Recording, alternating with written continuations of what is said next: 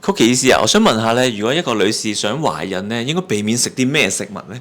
應該避免食呢個苦瓜同埋紅蘿蔔啊。苦瓜好好味嘅喎，炒蛋點解唔可以食嘅？嗱，因為苦瓜嚟緊夏天當造啦，但係因為苦瓜本身咧就有天然嘅抗生素，佢係會咧影響我哋子宮內膜分化啦，影響着床噶。哦，原來有咁嘅效果㗎。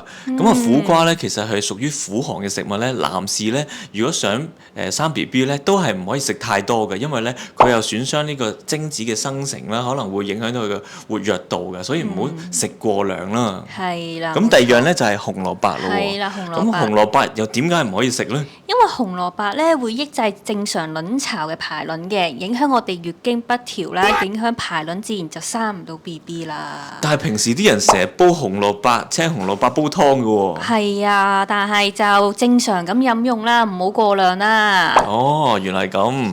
其實好多食物咧食少少咧就冇問題嘅，只不過咧食過量咧可能真係會影響到懷孕嘅喎。係啦。咁其實咧助孕懷孕咧咁就有好多細節嘅。如果大家想知道更加多關於中醫助孕嘅嘢咧，就可以向中醫師求診啦。冇錯啦。